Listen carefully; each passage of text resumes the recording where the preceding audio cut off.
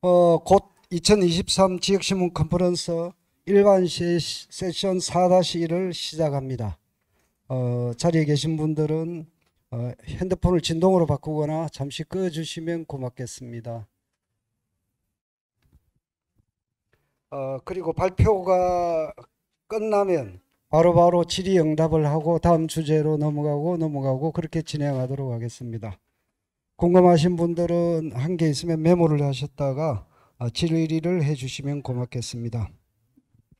안녕하십니까. 오늘 시간이 많지 않아서 부지런히 진행하도록 하겠습니다. 2023 지역신문 컨퍼런스에 참석해 주셔서 대단히 고맙습니다.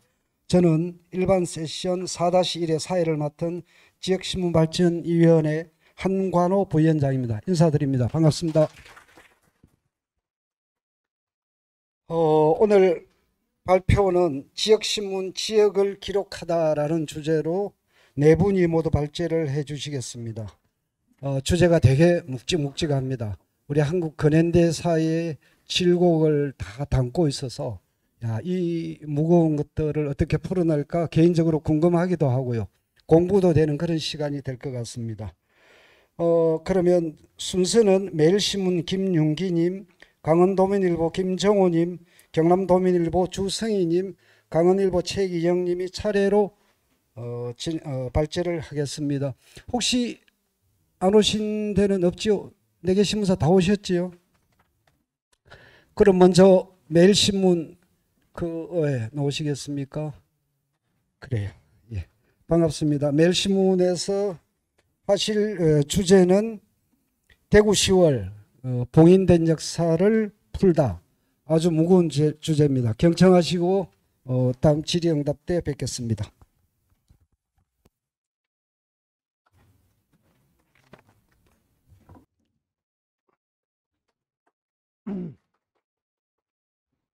예, 안녕하세요. 매일신문 김윤기 기자입니다. 오늘 이렇게 많은 분들 앞에서 저희 매일신문 탐사보도 대구 10월 봉인된 역사를 풀다 결과물을 선보이고 또 이 경험을 공유할 수 있게 돼서 기쁘게 생각합니다. 발표 기회 주신 지역신문 발전위원회 또 언론진흥재단에 감사드리고요. 부족한 발표일 수 있지만 너그럽게 봐주시면 감사하겠습니다. 예, 우선 저희 기획보도 제목 먼저 말씀드리면 대구 10월 봉인된 역사를 풀다입니다. 사건이 발생하고 76년에 맞춰가지고 보도가 있었는데요. 목차 먼저 보여드리겠습니다. 예, 크게 보면 역사적 사건에 대한 설명과 저희 취재 과정과 결과를 전체적으로 짚어보는 순입니다. 자료집상에서 봐주시면 될 것 같고요.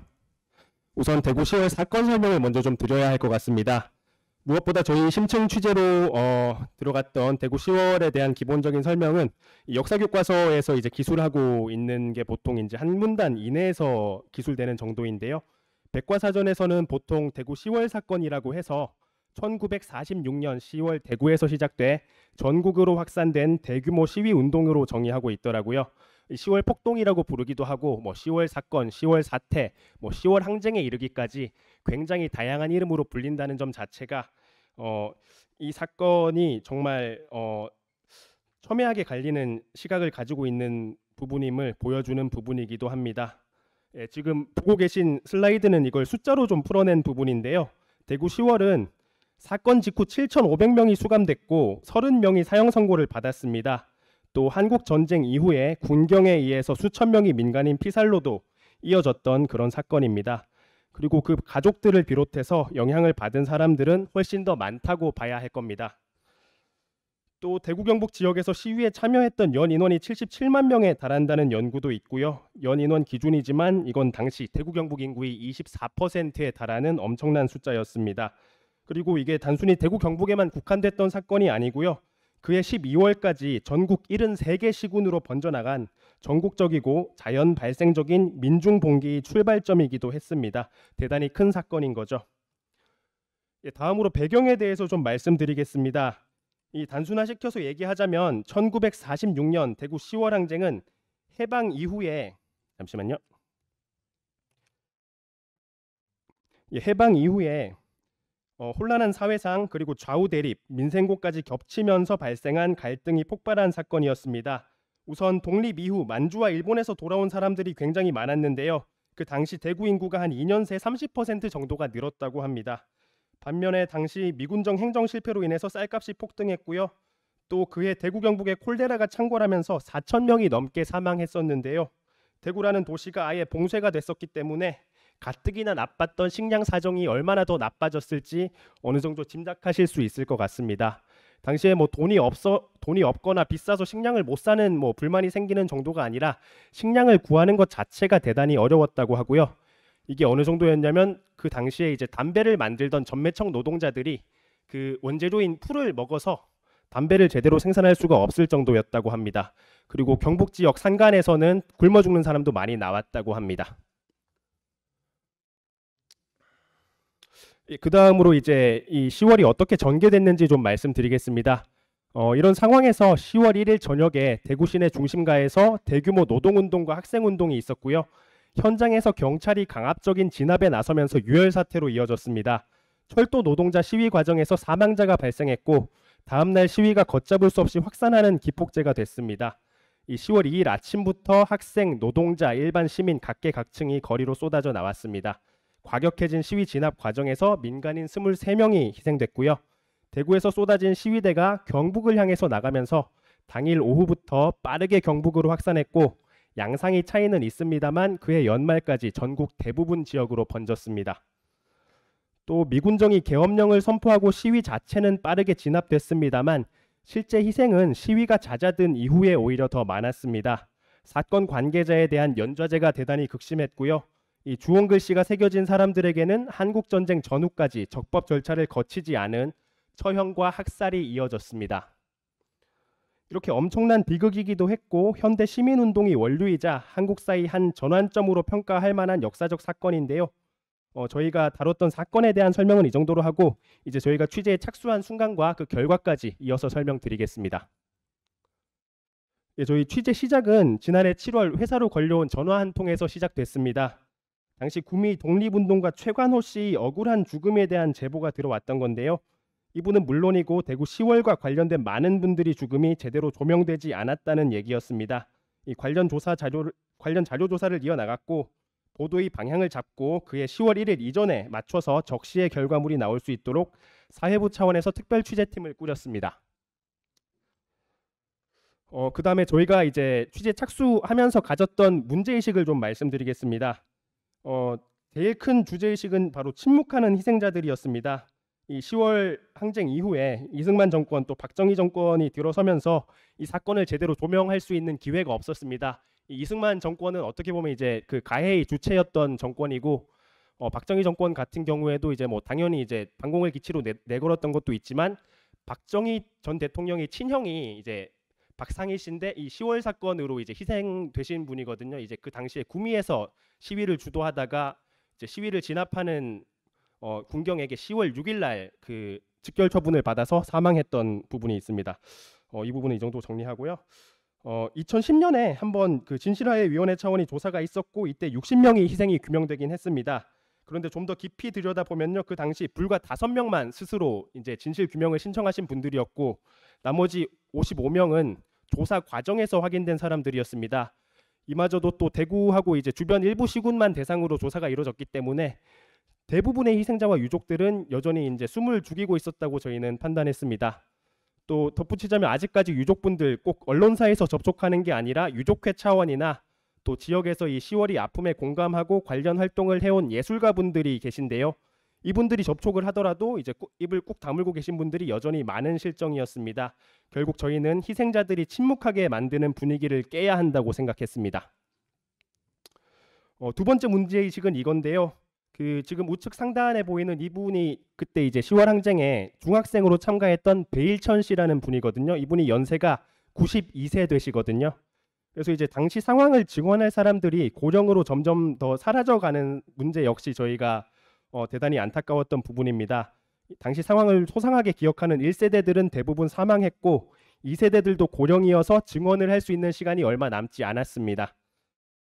또 이 사건 관계자의 특징 중 하나는 그때 있었던 일들에 대해서 가족들끼리도 대화하는 걸 금기시했다는 겁니다. 이제 보통 저희가 만났던 분들을 보면은 임종을 앞두고 얘기를 꺼내거나 아니면은 뭐 아이가 성인이 되면 얘기를 해준다거나 혹은 정말 심한 경우에는 서로 알고 있는 부분에 대해서도 굳이 이제 아픈 기억을 끄집어내는 걸 계속 피했던 부분이 있거든요. 결국 뒷세대로 갈수록 과거의 희생에 대한 진실 규명 의지나 능력이 떨어지는 편입니다. 게다가 지역사회 내 연구조차도 많지 않았습니다. 그래서 저희는 이번 2기 진실화해위원회 조사가 사실상 마지막 기회가 될 수 있겠구나 생각했습니다. 또 당시 정권 교체가 이루어졌고 정치적 상황 자체가 진실 규명을 어렵게 하는 분위기도 오히려 저희가 심층 취재에 나설 필요성을 키우는 요소였습니다. 결국 저희 보도가 늦었지만서도 가장 절실한 시점이었다고 판단했습니다. 그리고 제주나 여수, 순천 같이 비슷한 아픔을 겪었던 지역과 비교해서 대구의 희생자들이 너무나 외면당해 왔다는 점도 짚지 않을 수 없었습니다. 이 동일선상에 놓고 비교해 보면요, 비슷한 시기에 있었던 민간인 학살이 아픔을 경험한 제주 4.3은 특별법으로 진상규명이나 구체적인 보상 규정까지 마련됐고요. 또 여수 순천 사건도 특별법이 지난해 1월부터 시행됐고 처음으로 정부가 주최한 추념식도 열렸습니다. 그리고 이제 대구 10월이 가치 자체에도 좀 주목을 했는데요. 대구 10월은 현대 대중운동 및 사회운동이 원형으로 평가받을 측면이 있습니다. 시위가 전국적으로 퍼져나가기도 했고요. 한편으로는 이승만 정부의 농지개혁을 이끌어낸 그런 원동력이란 평가도 받고 있습니다.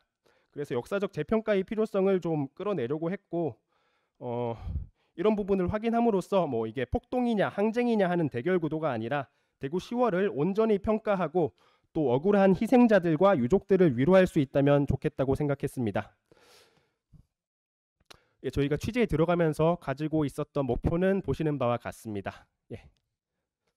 취재는 저희 특별 취재팀장이 중심이 돼서 자료조사부터 시작했고요. 보시는 바와 같이 상당히 방대한 분량의 자료를 검토했습니다.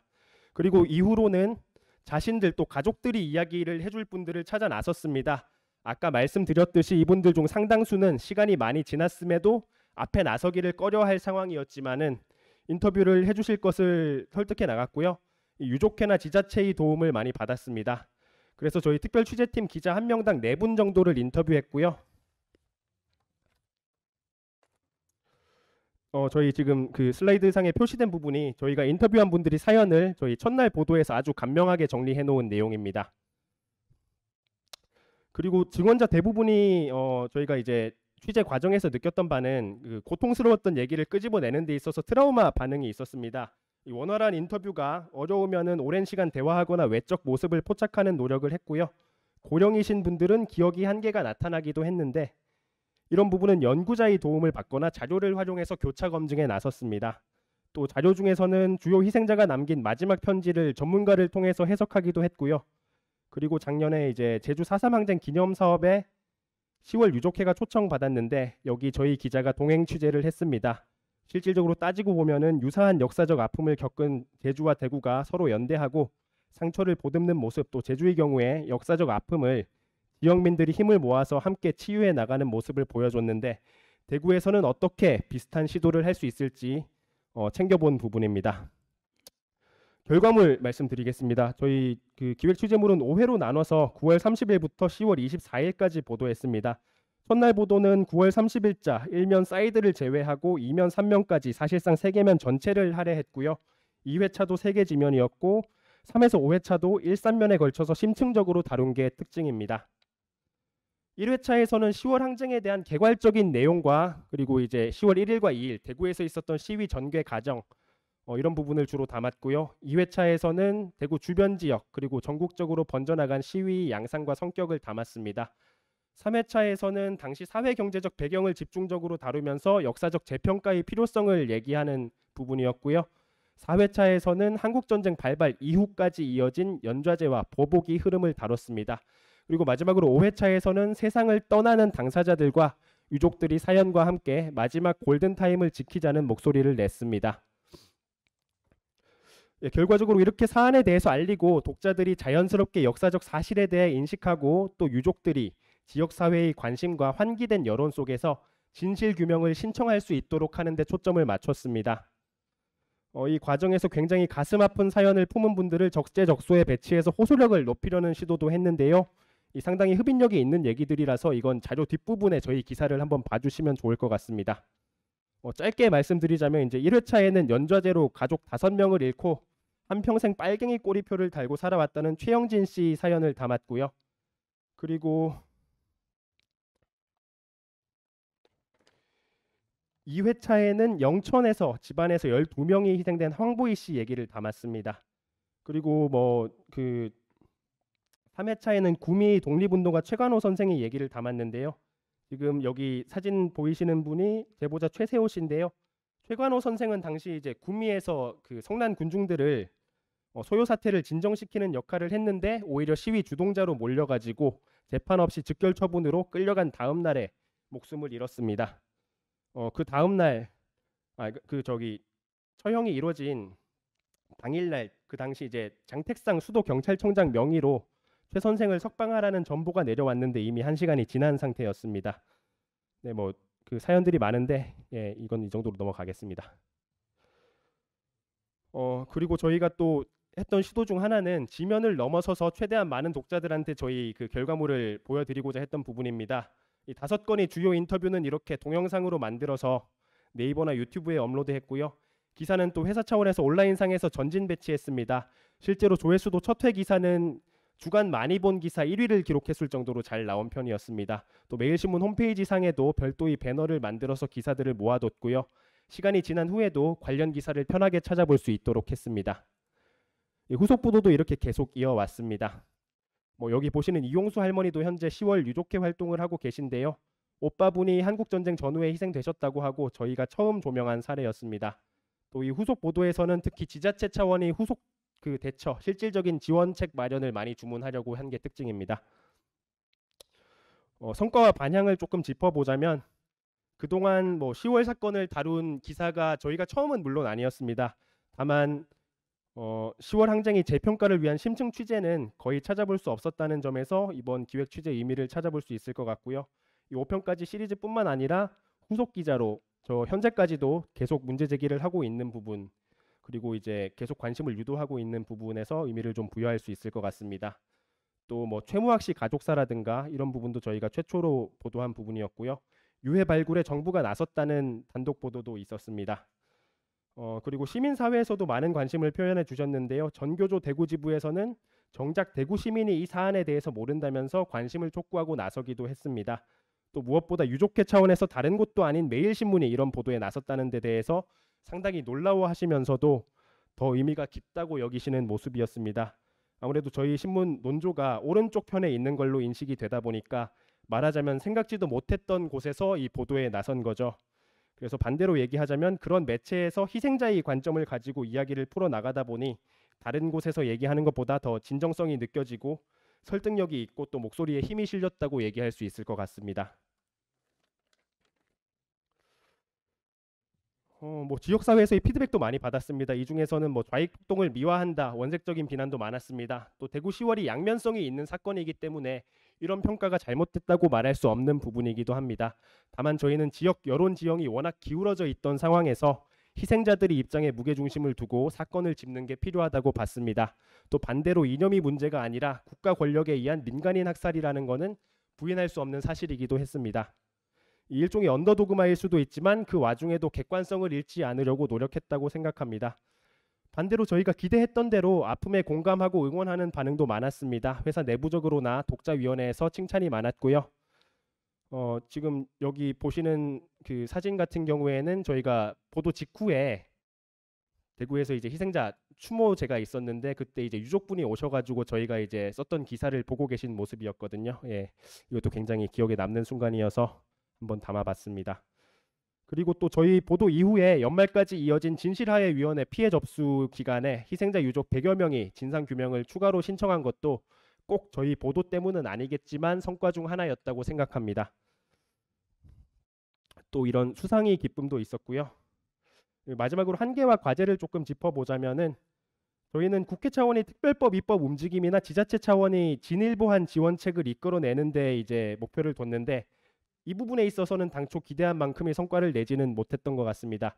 여기에는 대구 경북 지역의 정치적 지형을 비롯해서 여러 복합적인 문제가 자리하고 있기 때문에 풀어내기가 좀 쉽지 않았던 부분이고요. 한 가지 새로운 이슈를 꼽자면 지난 9월부터 그저께까지 대구 형무소 재소자 희생사건, 경주 영천 민간인 희생사건에 대해서 진실화해위원회의 진실규명 결정이 있었습니다. 10월 항쟁 희생자들에 대한 진실 규명 결정이 상당수 있었던 걸로 이제 보이는 부분인데 아직까지 이 진실 규명 결정을 받지 못했거나 나서지 못한 분들을 계속 찾으려는 노력이 있어야 할 거고요. 또 이제 유해 발굴이라든지 희생자들의 이야기를 기록하는 체록 사업도 아직 제대로 안 되고 있는데 이런 부분에서 아직 해야 할 일들이 많이 남아 있습니다. 유족회는 물론이고 이제 추모 사업이나 교육 사업에 대한 지원도 필요하고요. 이런 부분에 대해서 계속 관심을 갖고 지켜보고 후속 보도 방식이나 시점을 고민하고 있습니다. 예, 저희 발표는 여기까지고요. 질문이 있으시면 해주시면 감사하겠습니다.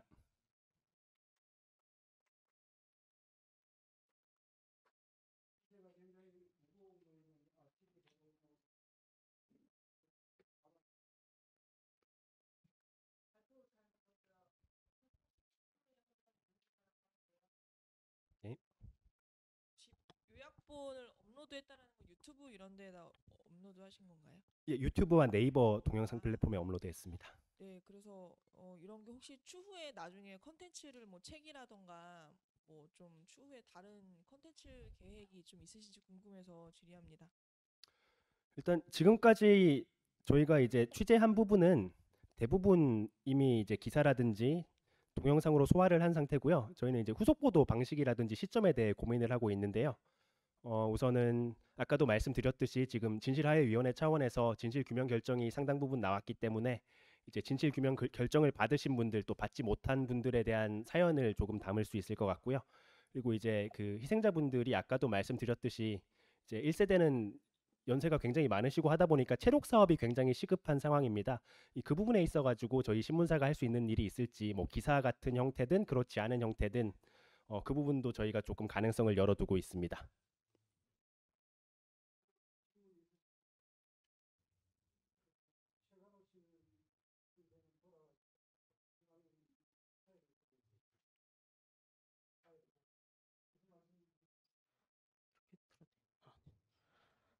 예, 안녕하십니까. 오늘 지역신문 컨퍼런스에서 발표를 하게 된 강원도민일보 김정호입니다. 제가 오늘 준비한 내용은 제가 지난 1월 11일부터 10월 26일까지 약 10개월 정도에 걸쳐 연재하고 있는 다시 쓰는 폐광지역 리포트라는 기획기사입니다. 네, 발표 순서는 처음 다시 쓰는 폐광지역 리포트라는 기사를 어떻게 기획하게 됐는지와 지금까지 총 31편의 기사를 작성하면서 어떤 과정으로 취재를 진행했는지, 다시 쓰는 폐광지역 리포트가 보도된 이후 사북항쟁 관련 피해자의 재심을 비롯해 지역사회와 언론계에서는 기사를 어떻게 하게 됐는지 말씀을 드리도록 하겠습니다. 그리고 마지막으로는 다시 쓰는 폐광지역 리포트라는 기사가 어떤 의미를 가지고 있는지와 앞으로의 계획도 설명할 예정입니다. 우선 다시 쓰는 폐광지역 리포트라는 기사를 처음 기획한 배경에는 아무래도 강원도라는 지역적 특성과 강원도민일보라는 지역신문이 가지는 역할을 빼놓고 설명드리기는 좀 어려울 것 같습니다. 강원도라는 지역에는 지난 1988년만 하더라도 총 167개의 탄광이 자리 잡고 있었습니다. 탄광이라는 일자리는 수많은 사람들이 강원도로 몰려들게 만들었고 당시 강원도 전체 인구 170만 3,905명 중 약 25.9%에 달하는 44만 1,370명이 태백, 삼척, 영월, 정선 등 도내 4개 탄광 지역에 거주할 정도였습니다. 태백에 위치해 있는 장성광업소를 예로 들자면 1980년대 장성광업소 종사자는 총 6천여 명에 달했고 장성읍과 황지읍이 통합돼 태백시로 승격되는 등 지역 발전에 가장 큰 역할을 한 곳이 바로 장성광업소였습니다. 아까 말씀드린 대로 태백, 삼척, 영월, 정선 등 도내 4개 탄광 지역은 예전의 영광을 뒤로한 채 지금은 폐광 지역이라는 이름으로 무너지고 있는데요. 이 배경에는 1989년 비경제 탄광을 폐광하고 경제성 있는 탄광만을 집중 육성하겠다는 취지로 시행된 석탄산업 합리화 정책이 도내 탄광의 몰락을 가져왔습니다. 인구가 12만 명에 달하던 태백시는 2022년 8월 4만 명 선이 무너지며 현재 전국 시단위 지역 가운데 가장 인구가 적은 지역이 됐습니다. 게다가 도내에서 최고를 지속하고 있는 몇 안 되는 탄광인 태백 장성광업소는 오는 2024년 6월, 삼척 도계광업소는 오는 2025년 조기 폐광하기로 결정하면서 이제 도내에 남게 되는 탄광은 민영탄광인 경동탄광 한 곳뿐입니다. 이런 상황에서 한국 현대사 발전의 모태가 된 강원도 폐광 지역의 역사를 되짚어볼 적기라는 생각이 들어 다시 쓰는 폐광 지역 리포트를 시작하게 됐습니다. 기획보도 순서를 좀 설명을 드리면 처음에 탄광에서 일했던 광부를 시작으로 잊지 말아야 할 도내 지역의 아픈 역사인 사북항쟁으로 이어졌고, 이들이 가장 우려하는 점인 장성광업소와 도계광업소의 폐광과 지역 존폐 문제로 자연스럽게 이어지게 됐습니다.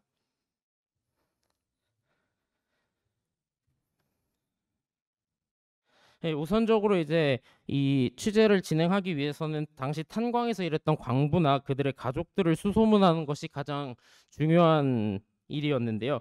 그때 제가 협업을 요청했던 곳이 광산진폐 권익연대나 사북항쟁 동지회 같이 도내 곳곳에 결성돼 있던 단체였습니다.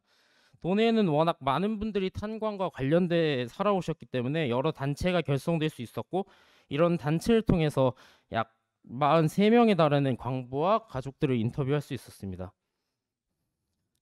이 43분에 달하는 많은 분들을 인터뷰하면서 가장 처음 여쭤보는 질문이자 거의 같은 답변이 나오는 질문 중에 하나가 바로 탄광에 왜 들어가시게 되셨냐였는데요. 이 질문을 드리면 거의 백이면 백 먹고 살기 위해서라는 답변을 받았습니다. 당시에는 제대로 된 일자리가 없던 상황에서 탄광은 월급을 제때 받을 수 있는 몇 안 되는 아주 좋은 직장이었습니다.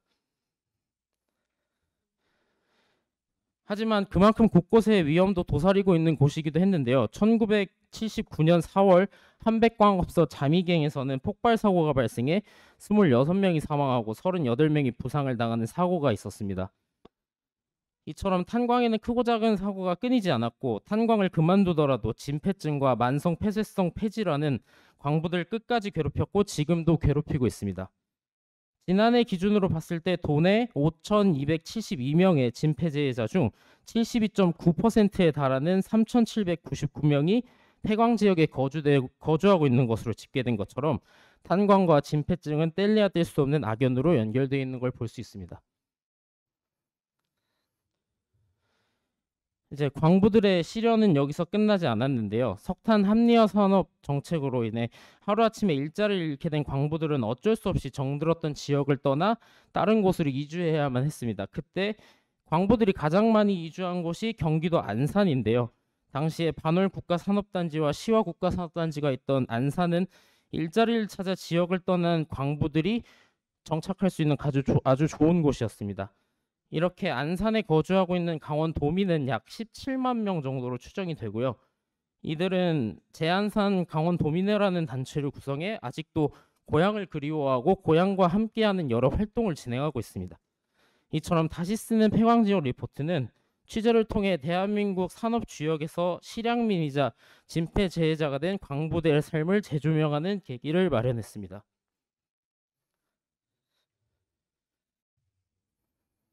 네, 이후에는 1980년 4월 21일 정선 사북에서 발생한 민주화 운동인 사북항쟁에 대해 취재를 시작했는데, 이 취재를 시작하게 된 계기는 앞서서 이제 광부와 가족들을 인터뷰하다 보면은 사북항쟁에 관한 얘기가 많이 나왔기 때문입니다. 5.18 광주 민주화 운동보다 한 달여 앞서 발생한 민주화 운동인 사북항쟁은 처음에는 당시 광부들의 임금 체계 확립과 근무 환경 개선, 노조 지부장 사퇴 등을 요구하는 시위에서 시작했습니다. 하지만 시위 과정 중 경찰이 집차로 시위 참여자를 치게 되면서 사북항쟁으로 발전하게 됐는데요. 이 사북항쟁은 나흘간 이어졌고, 당시 정부는 사북항쟁 관련자를 처벌하지 않겠다는 약속을 어기고 많은 시위자를 체포했는데, 이때 주모자 검거를 이유로 대규모 고문과 폭력이 이어졌습니다. 이 사북항쟁을 취재하면서 좀 얼마나 많은 광부들이 죄가 없음에도 피해를 받았는지 확인할 수 있었는데요. 당시 이제 사북항쟁의 시발점이 됐던 지프차 뺑소니 피해자 원희로 씨는 사고 이후에도 제대로 된 치료를 받지 못했고, 결국 병원에서도 강제 퇴원되며 제대로 일을 할 수 없는 몸이 돼버렸습니다. 이에 집안 살림은 아내이신 장분옥 씨가 모두 맡게 됐고, 결국 사고 후유증과 폐암까지 거친 원희로 씨는 억울함도 풀지 못한 채 세상을 떠나셨습니다. 뿐만 아니라 김혜용 씨의 경우에는 당시 다른 탄광 노조의 간부였던 동명이인 김혜용 씨와 이름이 같다는 이유로 전후 사실 확인도 없이 체포돼 모진 고문을 받았지만 어떠한 사과도 받지 못하고 억울함을 호소하려고 하면 다시 잡아간다는 협박에 시달리며 살아야 했습니다.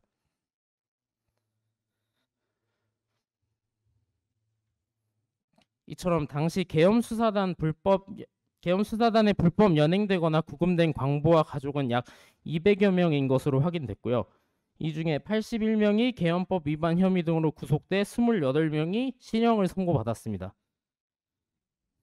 이렇게 많은 피해자가 발생한 사북항쟁이지만 고문을 받은 뒤 풀려나 실제 재판 기록이 없다는 이유로 국가폭력 피해자로 인정받는 데는 한계가 있던 상황이었는데요. 이에 다시 쓰는 폐광지역 리포트는 6차례가 넘는 보도를 통해 이제 사북항쟁을 다뤘고 진실화해위원회에서 사북항쟁 재조사 결정으로 이어질 수 있었습니다. 또한 지역사회에서도 사북항쟁 특별법 제정에 대한 필요성을 다시 한번 제기할 수 있는 계기가 됐습니다.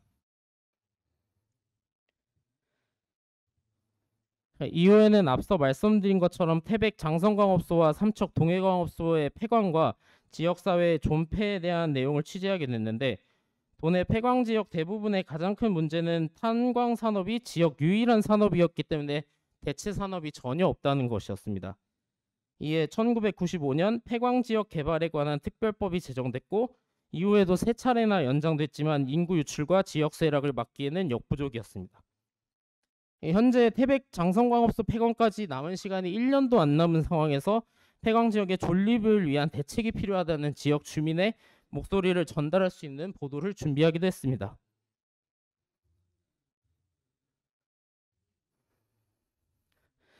사실 처음 다시 쓰는 폐광 지역 리포트를 시작할 때 이제 뭐 지역의 이야기를 좀 기록하는 기사가 되면 좋겠다라는 생각을 하면서 보도를 했었는데 하다 보니까 좀 많은 역할을 하게 됐는데요. 앞서 설명을 드린 것처럼 진실화해위원회에서 재조사 개시 결정을 한 것을 시작으로 지난 7월에는 춘천지법 원주지원에서 열린 사북항쟁 피해자 4명의 재심 재판에서 모두 무죄를 받는 일이 있었는데요. 이 재심 선고 전에 오한규, 진복규, 양규용, 박노현 씨 등 4명의 사례에 대해 2차례 보도가 이루어졌습니다. 이전에도 사북항쟁 피해자가 재심을 통해 무죄를 받는 것이 3차례 정도 있었는데요. 이번 재심의 경우에는 희생 당사자가 아닌 유가족이 제시한 재심으로 이 경우에 대해서 무죄가 선고된 것은 이번이 처음이었습니다.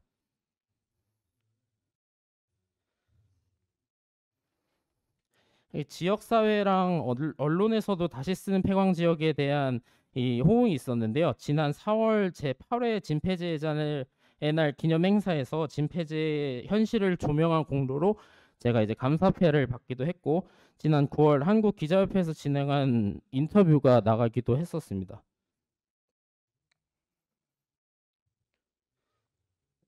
이제 마지막으로 이제 다시 쓰는 폐광지역 리포트라는 기획보도가 가지고 있는 의미와 앞으로의 계획에 대해서 말씀드리겠습니다.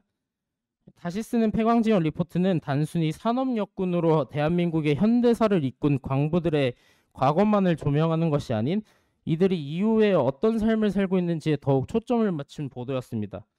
특히 지역사회에서 폐광지역의 단편적인 보도는 종종 있었으나 장기 취재를 통해 다양한 이야기를 다룰 수 있었다는 것이 다른 보도와 저희 기획기사의 차이점이라고 좀 볼 수 있겠고요.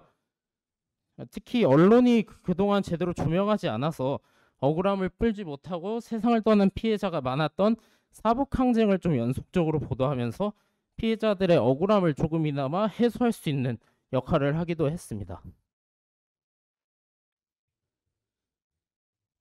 그리고 제가 처음 발표할 때 말씀드렸던 것처럼 중앙 언론이 아닌 강원 도민일보만이 다룰 수 있는 지역적인 이야기를 심층적으로 보도하면서 지역 신문이 필요하다는 이유를 설명할 수 있었던 걸로 생각이 들고요. 앞으로 태백 장성광업소와 삼척 도계광업소 폐광 이후까지 장기적인 취재 계획을 갖고 있으며 사라져가는 탄광의 역사와 앞으로의 폐광 지역에 다시금 활성화될 수 있는 여러 방안을 제시할 수 있도록 준비할 계획입니다.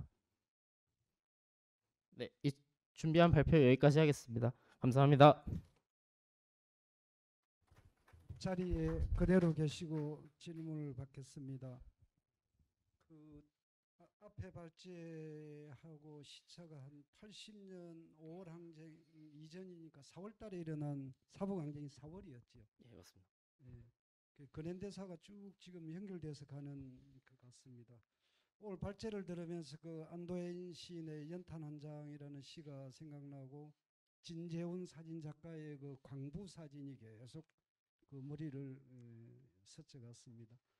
여러분, 저기 주제가 좀 무겁기도 하고 아카이빙 기록하는 의미에 아주 또 의미 있는 발제였는데 질문 있으십니까?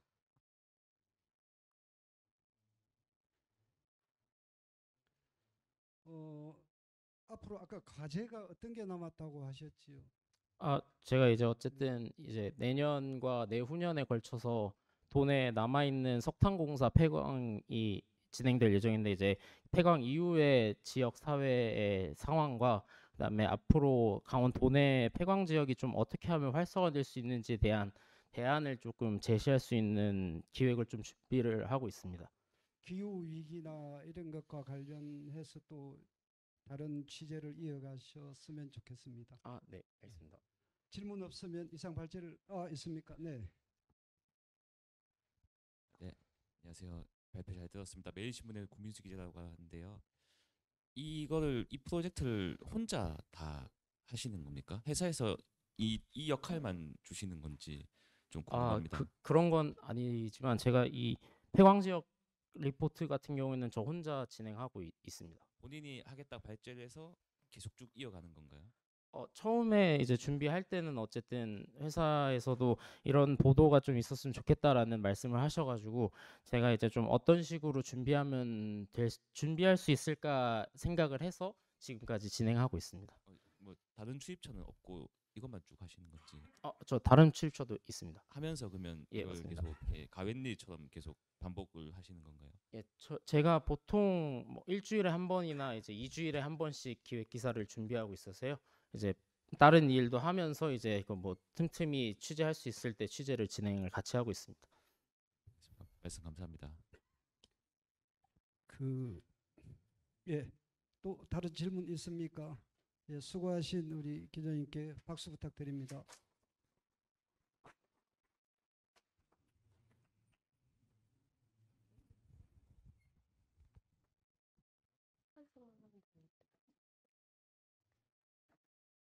안녕하세요. 경남도민일보 주성희 기자입니다. 창원공단의 기억 기획 연재를 발표하게 됐습니다. 저희는 작년부터 올해까지 계속 연재를 하고 있어서 거의 38편까지 나왔거든요. 그래서 그거를 설명하는데도 시간이 좀 많이 걸릴 것 같은데 좀 재미나게 한번 해보겠습니다. 여러분 혹시 창원을 아시나요? 감사합니다. 그 창원은 2010년에 마산시, 진해시, 창원시가 통합되었는데요. 지금 보시는 요 사진이 원래는 창원시, 구창원시였는데 통합되면서 여기는 창원시 성산구, 의창구로 이렇게 나눠지게 되었습니다. 이 도로를 창원대로라고 부르는데요. 보이시나요? 여기 감사합니다. 여기를 동점을 해서 여기가 공단이고 여기가 공단과 관련된 배후 도시, 배후 단지라고 보시면 되겠습니다. 마치 자로 그은 듯 보이지 않으세요? 맞습니다. 왜냐하면 우리나라 최초 계획 도시이기 때문인데요. 1970년대 중화학 육성 정책에 따라서 만들어진 국가 산업단지 자를 대고 그은 듯한 도시가 창원이 가진 대표적인 이미지입니다. 박정희 대통령이라는 한 인물이 위대한 결단을 내려서 한국 경제를 일으켜 세웠다는 서사의 한 축이 되는 도시이기도 한 반면에 역사 없는 도시라는 평면적인 이미지도 가지고 있었습니다. 하지만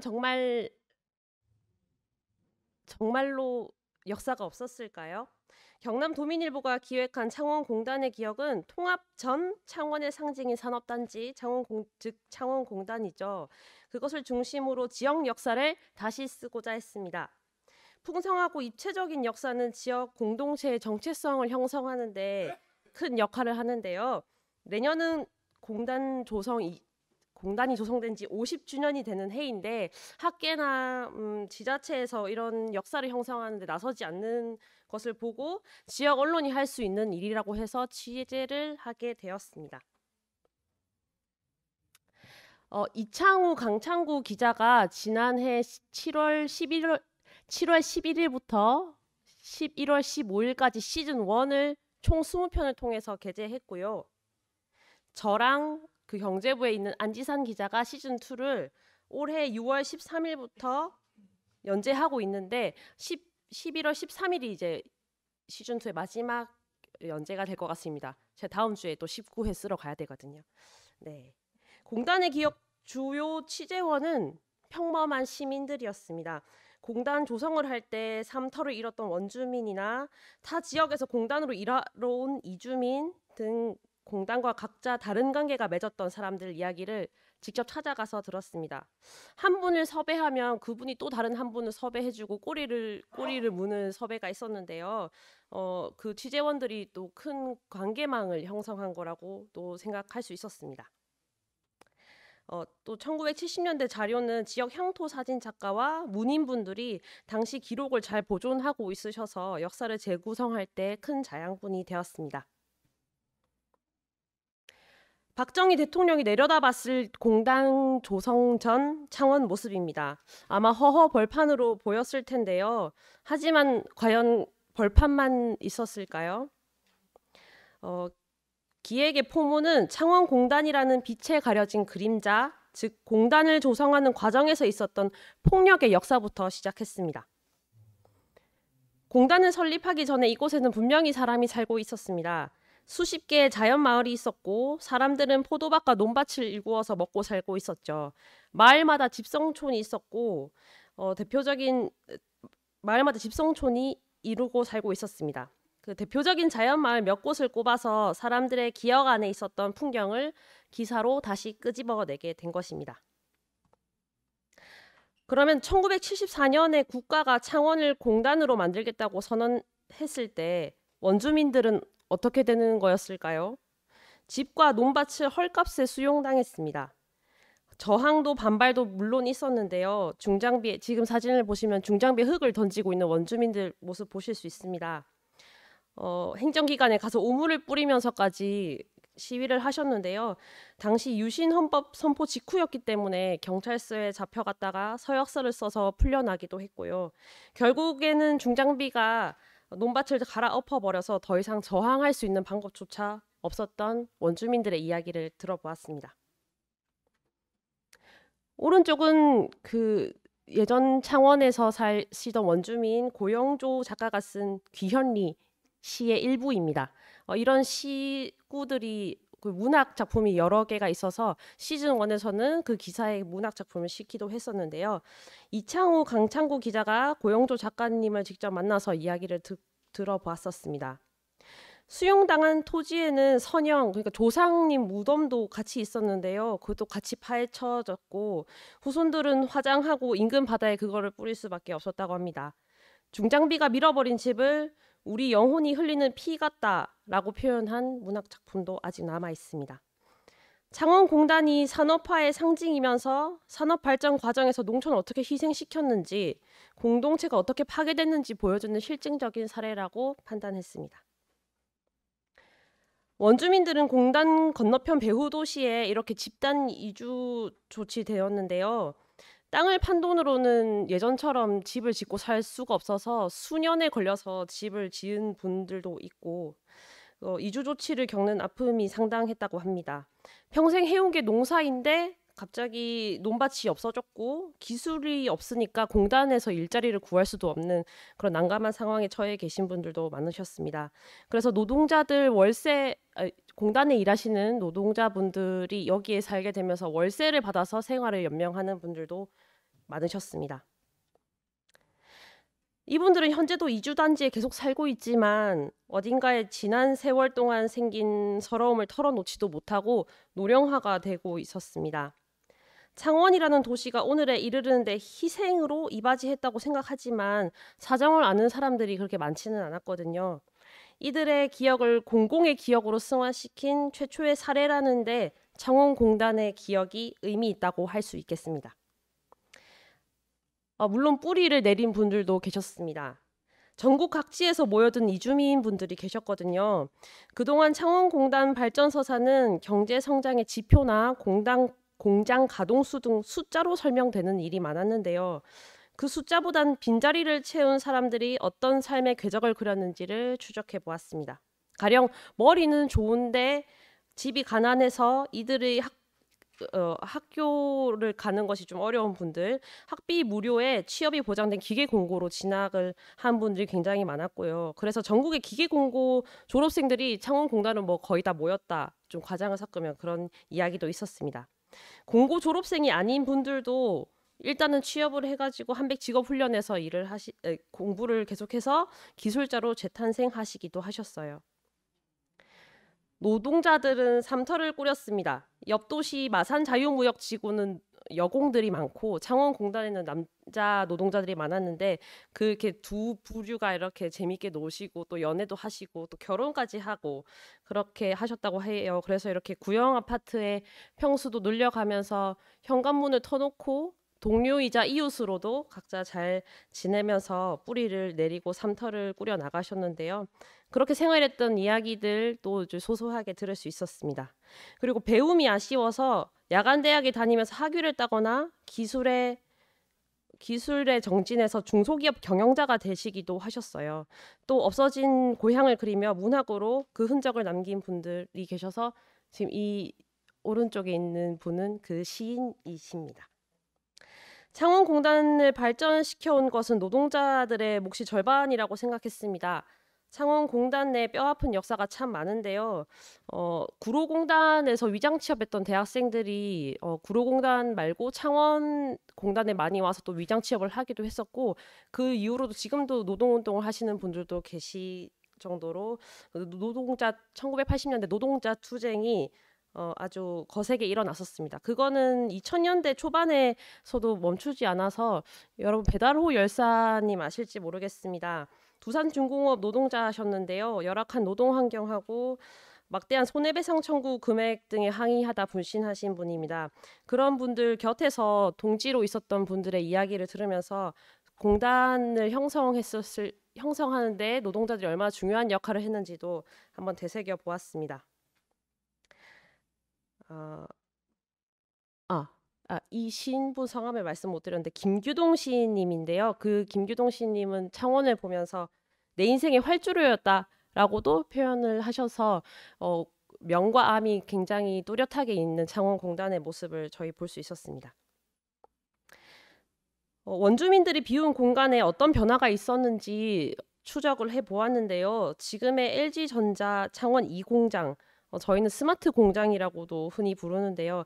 이곳은 비교적 낮은 창원공단 내 공장 중에서 가장 높은 공장입니다. 원래 이곳은 목리라는 마을이 있었습니다. 그리고 제4 아파트형 공장, 현대위아, STX 엔진 등이 있는 제2단지는 연덕동이라고 불렸었고요. 두산 에너빌리티가 세워진 곳은 원래 모래뚝이 쌓여있던 귀공리였습니다. 이런 내용들도 이제 기사에 다 담아보았습니다. 창원공단 성장사를 돋보기로 들여다보는 작업이 시즌2에서 본격적으로 이어졌는데요. 당시를 기록한 문헌과 현장을 기억하는 관계자들을 만났습니다. 창원공단이 조성되면서 창원이 시로 승격되는 과정 속에 있었는데요. 그에 따라서 기관이나 연구소, 지자체, 창원상공회의소 등 지역 경제단체 등이 주도적인 활동을 하면서 사람들의 그 기관에서 일하셨던 분들에게도 창원공단이 어떤 기억이 있는지 한번 직접 들어서 담아보려고 노력했습니다. 지난 50년 세월을 겪은 창원공단은 굵직한 경제사를 관통하고 있었는데요. IMF 위기나 리먼 사태 때 기라성과 같은 대기업이 부도가 나고 다른 자본에 팔리고 합병된 이야기도 한 2차례 정도에 걸쳐서 담았습니다. 창원공단이 자리를 지켰기에 지자체 창원시까지도 창원공단이 없었으면 지금 모습일 수가 없다라고 말을 하곤 하는데요. 공단을 키웠다고 하지만은 저는 그 공단과 지자체가 함께 커나가는 동반 성장하는 관계라고 봤습니다. 또 한 여러 편에서 그 주변에 있는 기관들을 다뤘다고 설명드렸는데요. 한국수자원공사는 원래 기지개발공사였는데 수자원공사가 창원 위에 터를 탔고 인프라를 만드는 역할을 했었거든요. 그래서 왜 수자원공사가 했었지라고 저희도 알아보니까 기지개발공사가 했었던 것을 이제 이름이 바뀌어서 수자원공사가 했다 이렇게 알게 되었습니다. 이후에 동남개발관리공단, 지금은 한국산업단지공단으로 불리지요. 거기 산단공에서 아파트형 공장을 세워서 그 세로만 해도 수백억 원 매출을 올리던 때를 기록하기도 했습니다. 왼쪽 사진이 동남관리공단이 세워질 때 모습입니다. 창원 상공회의소는 아까 말씀드렸다시피 상원시가 승격될 때 함께 마산 상공회의소에서 독립해서 나와서 창원공단 내 민원 창구 역할까지 톡톡히 해냈고요. 또 이주민들이 워낙 많았기 때문에 그분들의 소속감을 주기 위해서 뭐 동남공단 뭐 대회, 뭐 문학 공모전 같은 것들을 열기도 했었습니다. 그리고 정부 출자 출연 기관이 전기연구원, 지금은 원인데요. 이때는 소였거든요. 네. 그게 세워진 역사도 살펴보았는데 여기 취재하다가 알게 된 거는 효성중공업이 연구소가 당시 생길 때 우리 지역에 이런 거 한 개쯤 있어야 되지 않겠느냐라고 좀 강력하게 어필을 해서 원래 대덕연구단지 같은 곳에 갔어야 하는 연구원이 아직 우리 창원에 남아서 톡톡한 역할을 해주고 있다라는 걸 또 취재하는 기간에 알게 되어서 이게 사료에 남아 있지 않은데 취재로 알게 되어서 좀 색다른 경험, 재밌는 일이었다고 말할 수 있겠습니다. 동남관리공단은 당시 지역에서 가장 큰 영향력 있는 기관으로 꼽혔는데요. 매해 VIP, 그러니까 대통령이 순시를 했다고 합니다. 아직도 노동자 중에서는 나 박정희 전 대통령을 본 기억이 있다, 그날을 기억한다라고 말하시는 분들도 계실 정도인데요. 여튼 그 때문인지 공단 건물도 으리으리하게 지어놨습니다. 당시 경남의 청와대라고 불릴 정도로 지금 보시다시피 초록색 파란색 기와를 사용해서 좀 으리으리한 모습을 볼 수 있습니다. 그 외 수출 홍보의 장이었던 동남공단 전시장도 있는데요. 합동 결혼식도 열리기도 했다고 합니다. 이건 아까 보여드렸던 그 동양의 최장 8차 도로라고 알려진 창원대로입니다. 원래 이게 세워질 때는 8차로는 낭비 아니냐라는 지적이 있었는데 비상활주로로 쓰일 것이다라는 말로 해서 이걸 고집해서 지켜냈다고 하는 이야기도 들을 수 있었습니다. 왼쪽은 한백직업훈련원이 창원 폴리텍 7대학으로 바뀐 곳인데요. 여기에선 여전히 기술자를 배출해내고 있습니다. 여러 자료를 찾아보고 또 현재 관계자들에게 만나 예전의 일들을 물어보고 다니는 것들이 아주 인상 깊어서 이 박근혜, 그때는 영해였죠. 그때 이 나무를 심은 곳에 가서 사진도 찍어보고 이야기를 좀 많이 들었습니다. 기자들이 창원공단의 기억을 연재하면서 바란 일 중 하나는 이 작업이 지역사 다시 쓰기에 마중물이 되는 것이었습니다.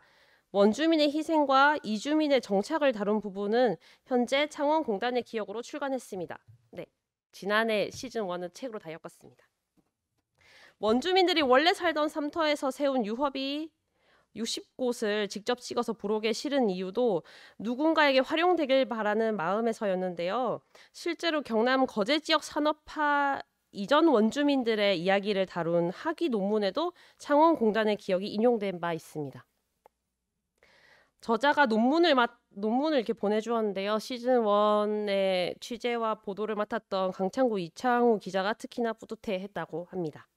도시의 특징을 담은 설치 조형을 만드는 한 예술가가 공단의 기억을 보고서 연락해서 바둑판 같은 이주단지 주택을 소재로 한 창원시 본질을 표현한 작품을 만들고 싶다고 했다고 합니다. 그래서 그 또한 감회가 새로웠습니다.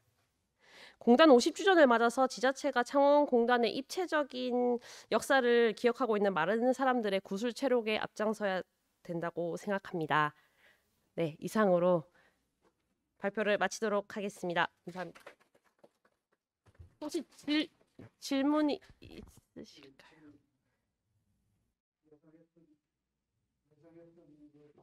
굉장히 나옵니까? 네, 진행이 굉장히 빠릅니다. 그래서 50분에 마칠 건데 아직 한 40분 남았고요. 질문 있으십니까? 네. 어디에 누구신지 말씀하시고 질문해 주시면 좋겠습니다. 울산매일신문의 이수아 기자라고 합니다. 되게 재밌게 봤고요. 저는 사진부 소속이다 보니 사진물에 대해서 조금 여쭤보고 싶은데, 이 사진들이 여기에 지금 주어진 사진들이 보면 다 역사적인 자료 사진들이 많잖아요. 이런 사진들을 얻는 방법에 있어서 기사에 이제 쓸 때 뭐 책도 묶어서 내셨으니까 이런 사용권에 대한 저작권이나 이런 부분에 대해서 분명히 문제가 있었을 것 같거든요. 그런 부분 어떻게 해소하셨는지 설명 부탁드립니다. 네. 이 책 보통 이 70년대 사진들은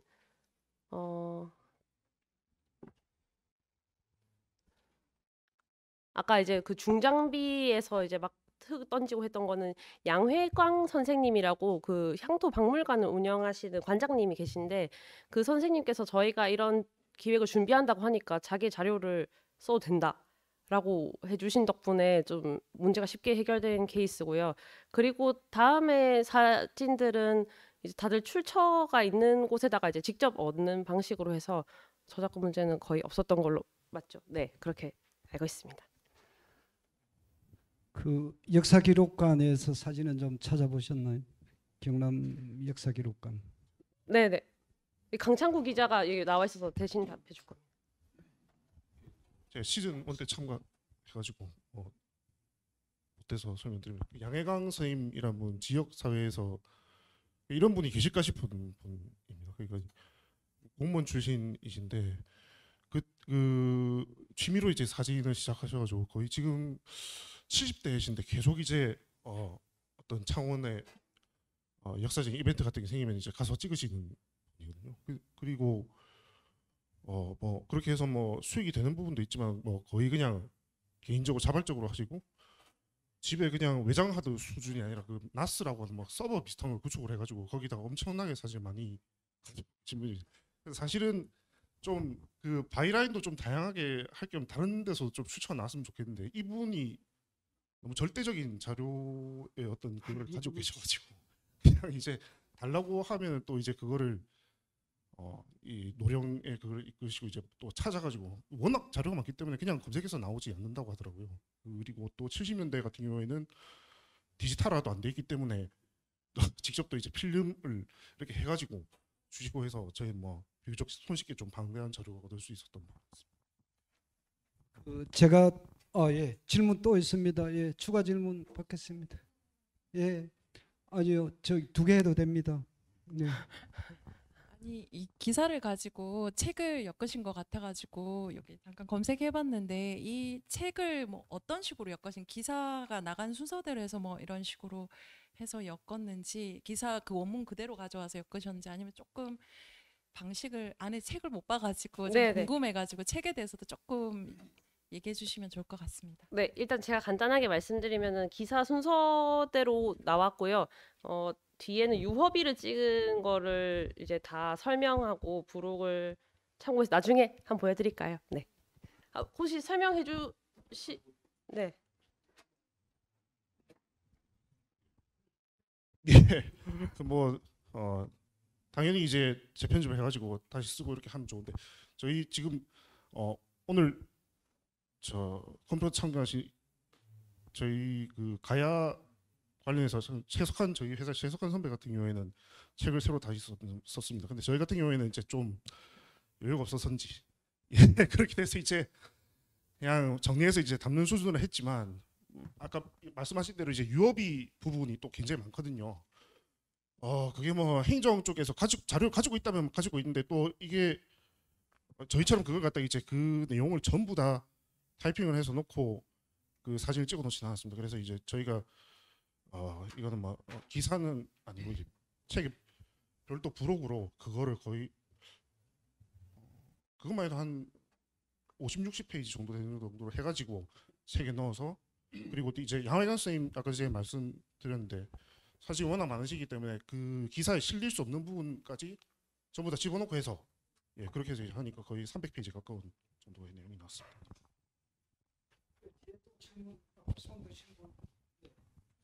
예, 남해 시대신문 이정원입니다.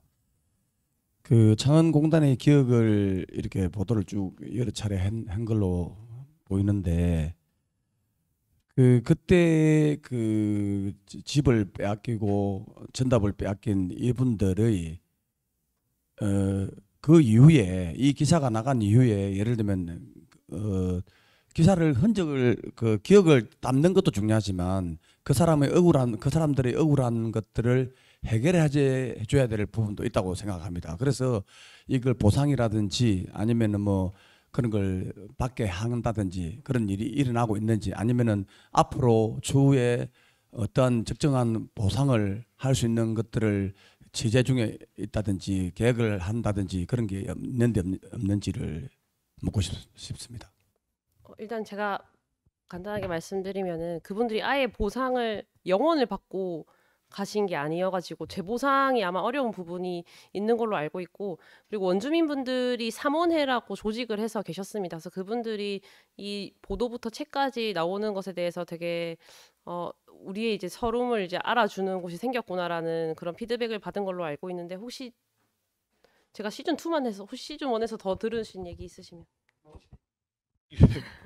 뭐 더 이야기 다 주셨는데 이 수용과 그 개발과 보상 과정이 뭐 단순간에 이루어진 게 아니라 거의 수십 년에 걸쳐서 이루어졌고 어떤 이제 부조리함이 있냐면 농업 사회에서는 문전옥답이라고 여겨지는 지역들이 오히려 그렇기 때문에 독재 정권 때 먼저 수용이 돼서 그때 거의 뭐 그러니까 글도 모르고 뭐 이렇게 하시는 분들이 이제 행정기관에 오라고 해요. 갔는데 뭐 도장 찍으라 해서 뭐 평당 뭐 10원 뭐 이렇게 해가지고 뭐 물가로 치면 지금의 10원은 알겠지만 그런 식으로 해서 어쨌든 간에 절차상 문제 없이 다 넘어갔습니다. 근데 그때 당시에 농업하기 어려운 상가에 있거나 좀 후미진 곳에 있는 곳들도 나중에는 이제 공단이 확장하면서 그쪽에도 이제 수용이 돼서 했는데 그때는 이제 반발도 많고 약간 이제 그 전두환 정권이나 노태우 정권도 이제 박정희 때와 다르게 약간 주민들의 눈치도 보고 이렇게 하는 부분이 생겨가지고 그쪽에는 수용을 갖다 굉장히 돈을 잘 쳐줬습니다. 그리고 또 이게 공단이 그 순차적으로 개발되면서 그 주변에 이제 땅의 가치가 올라갔기 때문에 예. 그래서 그분들은 소위 말해서 이제 부자가 됐다고 하는 분들도 계세요. 그래서 그분들 같은 경우는 억울하다고 안 하시는 분도 있고 그렇기 때문에 또 이제 비교적 초기에 그걸 이제 보상을 받고 나가시게 된 분들 같은 박탈감 이런 걸 되게 많이 느끼시고 박탈감이지만 워낙 이제 노령이셔서 이제 몇 분 남아 계시지 않고 혹은 그때 당시 어떤 삶을 잃어버리고 이제 어떤 삶이 이제 피폐해져가지고 이제 어떤 그런 힘을 좀 발휘하지 못하시고 이제 그 시간이 지나가 버린 측면이 있고요. 뭐 말씀 주셨다시피 삼원회나 이런 단체가 어떤 원주민 권익을 위해서 이제 많이 노력을 했겠지만 보상 문제 관련해서 아마 제가 그 정확하게 전부 다 알지 못하지만 어쨌든 간에 실제 그때 당시에도 나름의 절차를 통해서 이제 했기 때문에 추후에 어떻게 그걸 더 벌충할 수 있는 그런 기회는 없었던 걸로 예 알고 있습니다. 제가 최근에 그냥 부험을 하시더라고요. 출장신문에 남용이 있다. 그 집단위로 했을 때 그 원주민들이 그쪽으로 정치가 갔는지 아니면 집단위 지역 지구에 그 원주민의 비율이 어느 정도나 되는지 아까 얼핏 들어보면 어쨌든 개발하고 난 다음에 그 다른 지역들은 수몰민도 있고 그러거든요. 다른 지역에 뭐 댐을 축조한다거나 그러면 수몰지구라고 해서 보상해주고 나가고 그 이주 대책을 세워주지 않고 진행이 됐었는데 그래도 여기는 일정 부분 이주 대책은 세웠던 모양이에요. 그러면 거기가 다 100%는 가지 않았던 것 같고 그러면 일부는 원주민, 일부는 외부로 들어온 사람 이런 비율이 어느 정도나 되는지 그런 과정들은 또 어떻게 됐는지 좀 궁금합니다. 그 비율이나 이런 거에 가서 이제 전수 이제 그 자료는 없었기 때문에 이제 정확한 답을 드릴 수는 없는데, 일단 그 이주 같은 경우에는 창원 자체가 이제 대표적으로 아시는 분은 아시겠지만 창원대로를 기점으로 해가지고 위쪽은 그 저희 국내 최초의 이제 이주 계획도시이기 때문에 그 창원도를 기점으로 해서 위쪽은 처음에 계획하기를 전부 다 주거단지로 계획을 하기로 돼 있고, 그 밑에는 이제 공단으로 이제 하게 돼 있습니다. 그러면은 공단에서 이제 그 공단 지역에서 아까 뭐 이야기 나왔지만 연덕동 이런 데가 먼저 됐는데, 이렇게 수용을 돼서 가라고 하면 땅을 갖다가 집을 준 게 아니고 땅을 줬다고 했는데, 그 땅도 그냥 준 게 아닙니다. 그걸 갖다 헐값에 살 수 있는 권리를 줬다고 이야기를 하고요. 그 다음에 거기 가면은 그냥 대지에 이렇게 분필 같은 걸 이렇게 쳐놓기만 하고 그게 끝이었다고 하거든요. 그래서 이게 돈이 없는 분들 같은 경우에는 그 즉지 그냥 땅을 그냥 팔아버리고 그냥 다른 데로 어떻게 가서 뭐 소장농이 되든지 뭐 이렇게 되신 분들이 많고, 돈이 뭐 있는 분들은 좀 이제 비교적 쉽게 했겠지만, 이제 조금 그래도 뭐 중간쯤 되는 분들은 땅은 사놓고 이제 벽돌을 갖다가 한 개씩 사가지고 이제 얹으면서 자기가 지은 거죠. 예.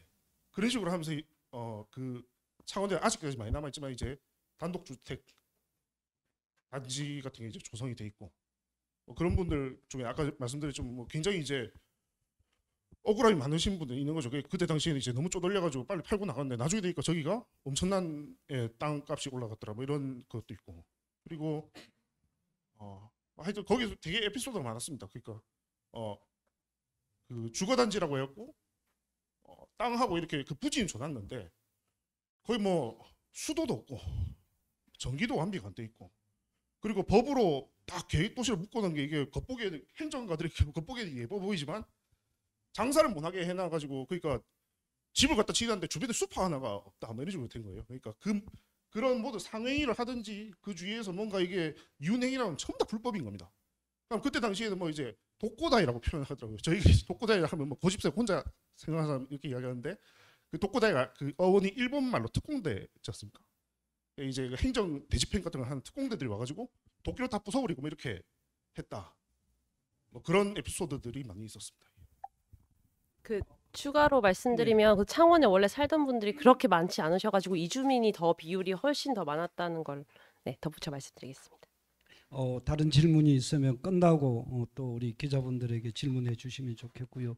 여기 지역 언론인들 다 와 계시니까 그 하나 좀 부탁이랄까 이런 걸 드리고 싶은 게, 최근에 제가 그 아카이빙에 관심이 많아서 뭐를 좀 이래 찾다 보니까 사진들이 잘 없더라고요. 근데 지역의 사진관에 1세대 사진 하셨던 분들이 자꾸 돌아가시니까 돌아가시면 자식들이 그냥 태워버렸더라고. 필름 뭐 이런 것들을.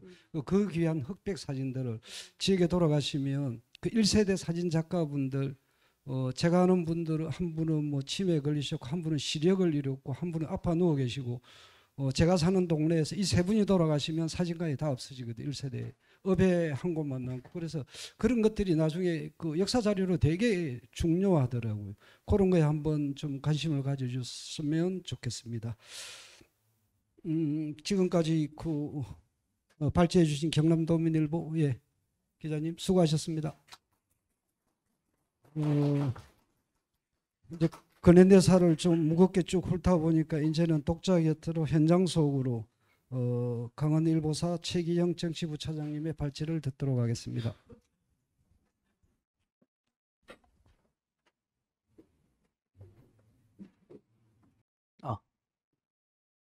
네, 안녕하세요. 반갑습니다. 리빙랩 저널리즘 일상에서 답을 찾는 골목 실험실, 오늘 발표를 맡은 강원일보 최기영 기자입니다. 저희는 1년여에 걸쳐서 다양하고 장기적인 실험을 좀 지금도 진행 중인데요. 팀을 꾸려서 같이 진행을 했습니다. 저희 2년차, 4년차 기자들인데요. 직접 실험에 참여하고 보도한 후배 기자들과 발표를 같이 진행하도록 하겠습니다. 조금 부산스럽더라도 너그러이 좀 양해 부탁드리겠습니다.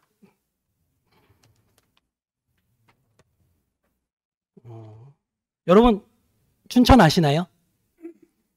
네, 감사합니다. 네. 먼저 저희 보도와 실험의 배경이 된 춘천을 좀 소개하도록 하겠습니다. 저기 의문의 숫자 2개가 있습니다. 유추하시기 어려우시겠죠? 무슨 의미인지 굉장히 궁금하실 텐데요. 네. 먼저 17.4 한강 상류 지역인 춘천의 물 규제 지역 비중입니다. 춘천의 17.4%가 수도권 상수원 공급을 위해서 쓸 수 없는 땅이라는 의미입니다. 55 춘천의 주한 미군이 주둔한 횟수입니다. 55년이라는 의미입니다. 이로 인해서 춘천은 고도 제한이라든지 여러 가지 제약을 55년 동안 받아왔다. 그런 의미입니다. 규제는 저개발과 역차별을 낳았지만 이로 인해서 춘천은 골목이라든지 또 구도심의 풍경이 그대로 보존되어 있는 독특하고 좀 모순된 도시라고 할 수 있습니다. 이 골목과 구도심을 우리만의 방식으로 또 실험 도시로 만드는 과정, 그 보도를 소개하려고 합니다. 저희는 이를 실험 도시 춘천이라고 보도 과정에서 명명했는데요. 지역사회에서는 필연적으로 여러 가지 문제가 발생합니다. 그 리빙랩이란 행정가 주민 또 지역사회 구성원이 주민 삶 중심의 어떤 실험과 관찰을 통해서 해결책을 모색하는 방식입니다. 저희가 창안한 리빙랩 저널리즘의 개념은 매우 간단합니다. 지역 언론이 지역사회 구성원으로서 주민들의 실험의 전 과정에 함께 참여하는 것입니다. 시민들과 함께 수개월간 실험하고 또 고민하고 때로는 실패하면서 계획을 수정하고 또 해답을 찾아가는 모든 과정을 보도하는 것이 리빙랩 저널리즘의 핵심입니다.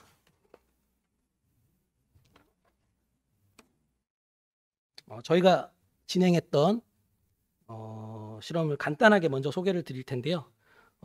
일상에서 답을 찾는 골목 실험실의 올해 실험 주제는 리어카 프로젝트, 골목 공유 주차장, 점자 실험 3가지로 주민들의 실험에 직접 기자들이 참여했습니다. 리어카 프로젝트는 그 위험한 골목 그리고 위험한 골목이나 도로 환경에 노출돼 있는 그 폐지 줍는 어르신들과 함께 리어카를 끌면서 여러 문제점을 체감하고 또 새롭고 보다 안전한 리어카를 제작해보는 실험이었습니다. 이들이 안전하고 편안하게 작업하면서 자원순환을 위한 사회의 필수 구성원으로서 활동할 수 있도록 하는 것이 궁극적인 목표입니다. 골목 공유주차장 프로젝트는 만성적인 주차난에 시달리는 춘천의 구도심, 그러니까 후평일동 골목에서 시청과 지역 주민, 상인들과 함께 주차 공간 확보를 위해서 또 양보와 협력을 통해서 사회적 합의를 이끌어내는 과정과 실험이었습니다. 주차난은 누구에게나 정말 이렇게 짜증나는 일이지만 마땅한 해법을 찾기도 사실 어렵습니다. 뒤에 발표에서도 이어지겠지만 후평일동 주민들의 실험은 놀라운 결과로 이어졌습니다. 점자 실험은 시각 장애인들과 함께 춘천 시내 곳곳의 공공기관을 방문해서 점자의 실태를 직접 조사하는 실험이었습니다. 점자는 시각 장애인들에게 눈과 같습니다. 잘못된 점자는 우리도 모르는 사이에 시각 장애인들을 심각한 위험에 빠뜨릴 수 있습니다.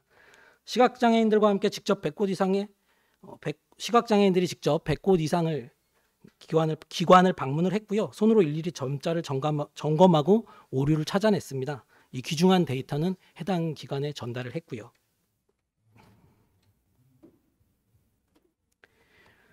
지역 언론의 역할이 변화하고 있습니다.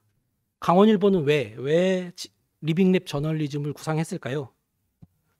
우리는 지역 소멸이라는 위기에 직면해 있습니다. 지역 언론 또한 마찬가지고요. 인공지능이 기사를 쓰는 시대가 오고 있습니다. 지역 언론의 여건은 더욱 어려워지고 있고요. 초연결의 사회에서 지역 언론의 대안은 보다 깊숙이 또 지역사회 구성원으로 참여하는 것이라 저희는 믿고 있습니다. 리빙랩 저널리즘이라는 거창한 이름을 붙이긴 했는데 사실 이는 브랜딩 또는 플랫폼일 뿐입니다. 저희가 추구하는 리빙랩 저널리즘의 취재 방식은 사실 수습기자 시절 가장 먼저 배우는 현장 기사에 기초하고 있습니다.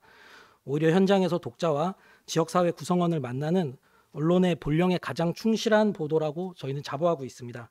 마침 올해 지역신문 컨퍼런스의 슬로건이 다시 콘텐츠로 독자에게입니다. 저희 강원일보가 기획한 골목실험실의 올해 동기가 바로 독자에게입니다.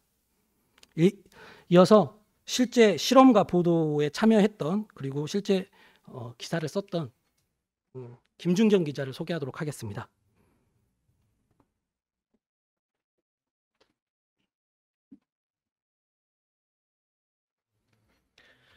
네. 폐지를 줍는 어르신들에게 가장 중요한 것은 당연히 리어카겠죠. 리어카는 그들에게 포기할 수 없는 중요한 생계수단이자 자산입니다. 이 문제는 이들의 생존을 책임지는 이 리어카가 과연 폐지 수거에 적합하냐는 것이었습니다. 폐지와 재활용품만을 싣고 다니기에는 기존의 리어카 구조상 불편한 점이 한두 가지가 아니었습니다. 이 리어카 프로젝트는 바로 여기서부터 시작됐습니다. 폐지를 줍는 어르신들의 불편함을 기자와 팀원들이 공감할 수 있어야 그들을 위한 보다 편리한 리어카를 개발하고 또 그들을 위한 기사를 더 꼼꼼히 취재할 수 있다고 생각했죠. 그래서 영하 5도까지 떨어졌던 올해 1월 30일 폐지를 수거하는 어르신들이 춘천에서 실제로 일하시는 골목에 직접 찾아가 그분들과 함께 리어카를 2시간 동안 끌어봤습니다. 제가 그래도 기자가 돼서 회식이 많다 보니까 살도 많이 붙고 건강한 20대 기자인데도 이 2시간 동안 리어카를 직접 끌어보니까 팔 안쪽과 양 어깨는 물론 전신에 근육통이 몰려오기 시작했는데요. 폐지가 가슴팍 높이까지 쌓이자 앞뒤로 뒤뚱뒤뚱 걷게 되고 방향 전환도 마냥 쉽지가 않아서 골목에 주차되어 있던 차량들을 긁을 뻔한 적도 많았습니다. 이렇게 직접 리어카를 끌어보니까요. 기존의 리어카에 어떤 장치와 부품들이 추가로 필요한지 아이디어가 마구 샘솟기 시작했어요. 겨울에 손으로 만지기엔 너무 차가운 쇠 손잡이 대신에 플라스틱과 고무를 이용한 손잡이를 만들어주면 좋겠고 자꾸만 쏟아지는 상자를 지탱해줄 메쉬망과 경첩 그리고 눈에 잘 보이는 주황색, 도색, 도장 등 기존의 리어카와 비교했을 때 무엇이 개선되어야 하고 이어 무엇이 개선됐는지 더욱 자세히 취재하고 설명할 수 있었습니다. 리어카 프로젝트는 완성된 새로운 모델의 리어카를 어르신들과 함께 직접 사용해보는 마지막 실험만을 이달에 앞두고 있는데요. 물론 저도 다시 한번 끌어볼 예정입니다. 기존의 리어카보다 팀원들과 기자 그리고 폐지 줍는 어르신들이 함께 동행하며 발견했던 문제점을 얼마나 편리하게 개선됐는지 직접 거리에 나서 보면서 전국의 독자들에게 이 리어카 프로젝트의 결과를 소개하는 것으로 실험을 마무리하고자 합니다. 네, 다음은 점자 실험입니다. 사실 점자 실험에서 처음 만났던 시각장애인 분들은 언론에 그렇게 호의적이지만은 않았습니다. 그동안 자신들을 일회성 기사거리로 대해왔던 기존의 기자들을 만나면서 좋지만은 않은 인식을 가지고 있었기 때문이죠. 이런 조건에서 강원일보의 리빙랩 저널리즘은 그분들의 마음을 녹여줄 수 있는 취재 방식이 되어줬습니다. 앞에서 보셨겠지만 점자 교육을 제가 직접 시각장애인 분들과 3번 정도 받아보니 자음 정도까지는 그래도 읽을 정도로 손이 날렵해졌는데요. 함께 땀 흘리면서 연습에 매진을 하다 보니 어느덧 사이도 끈끈해지고 서로 처음에 가지고 있었던 부분에 대해서 아이스 브레이킹이 되었습니다. 이분들과 이제 올해 3월부터 6월까지 춘천 시내 100개의 시설을 직접 점검했습니다. 지역민의 일상 공간은 아직도 시각장애인이 나서기에는 매우 위험한 곳이었어요. 춘천의 한 사회복지기관을 들려보니 자동문 입구에 안내 촉지도가 바로 위치해 있어 문과 너무 가까이 있다 보니 위치를 파악하기도 어려웠고요. 여자 화장실과 남자 화장실도 구분되어 있지 않았고 기본 음성 안내조차 없어서 시각장애인들이 이용하기엔 매우 불편한 상황이 곳곳에 조례해 있었습니다. 이렇게 현장에서 직접 수집한 점자 오류 데이터를 베이스화했고요. 이 양질의 자료를 시각장애인들을 위해 활용될 수 있는 방법을 춘천시에 전달했습니다. 현재 춘천시와 춘천시의회 등에서 점자 오류에 대한 개선 작업을 계획하고 있습니다. 이렇게 관찰자를 넘어서 참가자로서 더욱 양질의 기사와 콘텐츠를 만들어낼 수 있었는데요. 이것이 강원일보가 만들어내고 있는 리빙랩 저널리즘의 장점이자 혁신이라고 생각하고 있습니다. 다음 공유주차장부터는 김연아 기자가 발표를 이어가겠습니다.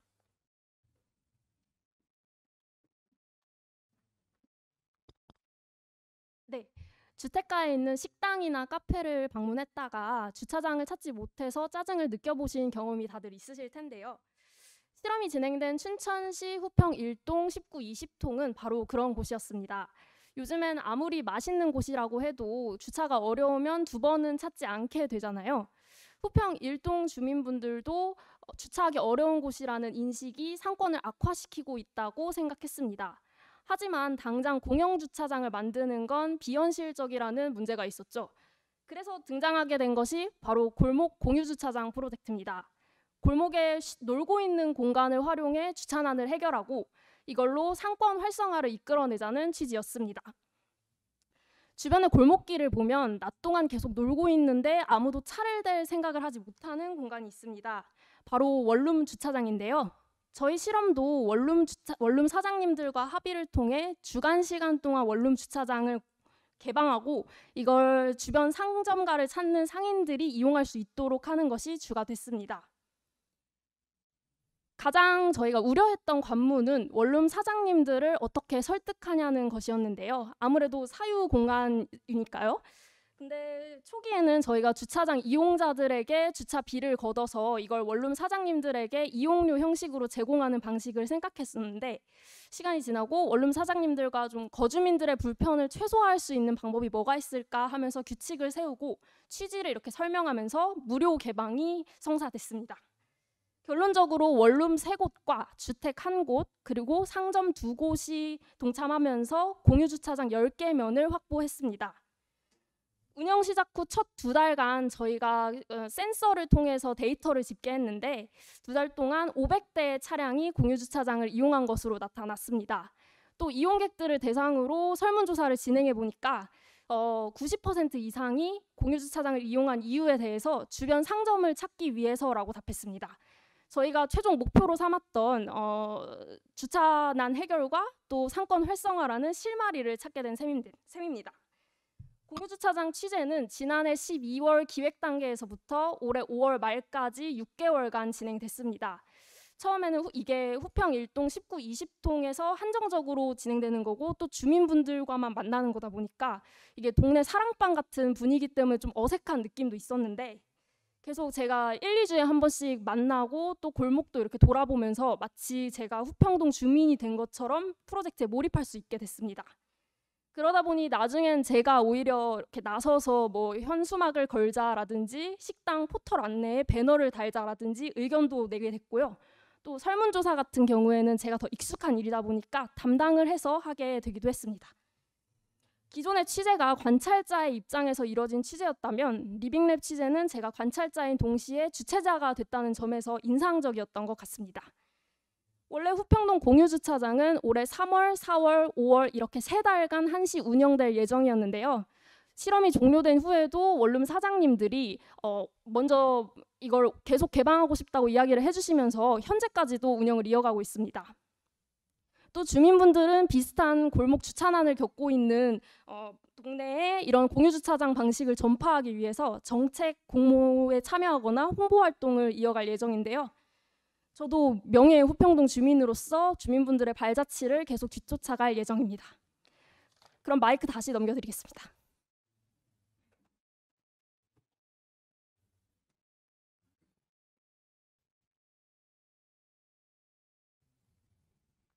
네, 일상에서 답을 찾는 골목 실험실 기획보도의 가장 큰 성과는 언론과 주민 그리고 행정을 잇는 정책적 대안을 만들어냈다는 점이라고 저희는 자부하고 있습니다. 춘천시와 강원일보, 춘천사회혁신센터 그리고 지역의 대학가 주민들은 지난 여름에 골목 실험실 보도의 성과를 토대로 해서 실험도시 춘천 선포식을 열었습니다. 춘천시장은 춘천시를 실험실의 청개구리로 만들겠다고 선언했고 대학은 실험에 필요한 인력을 지원하기로 했습니다. 그리고 강원일보는 직접 실험에 참여하고 또 이 과정을 상세히 보도하는 리빙랩 저널리즘을 통해서 지역을 통해 색다른 솔루션을 만들 계획입니다. 내년에는 보다 진화된 실험 그리고 보다 많은 주민과 기자들이 참여할 수 있는 새로운 실험을 지금 기획 중이고요. 강원일보는 리빙랩 저널리즘을 새로운 저희의 브랜드이자 지속 가능한 정체성으로 삼고자 합니다. 이상 발표를 마치겠습니다. 감사합니다.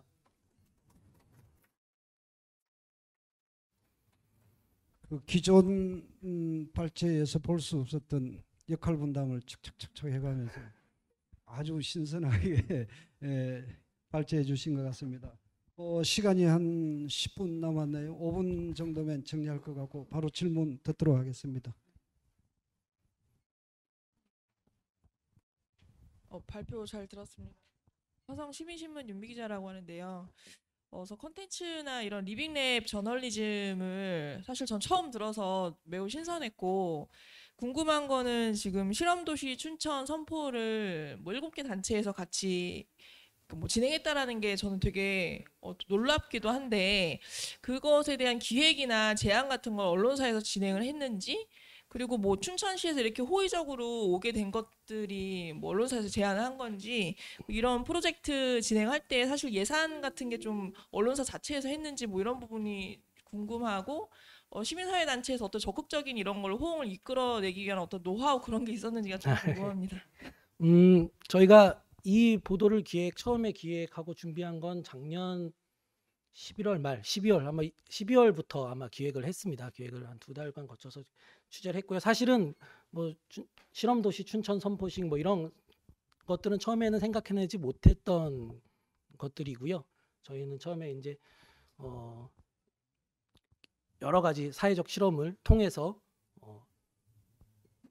새로운 성과를 창출하는 그런 기획 보도를 이어나가려고 했는데, 사실 생각보다 반응이 좋았습니다. 여러 군데에서 관심도 많이 보여주셨고요.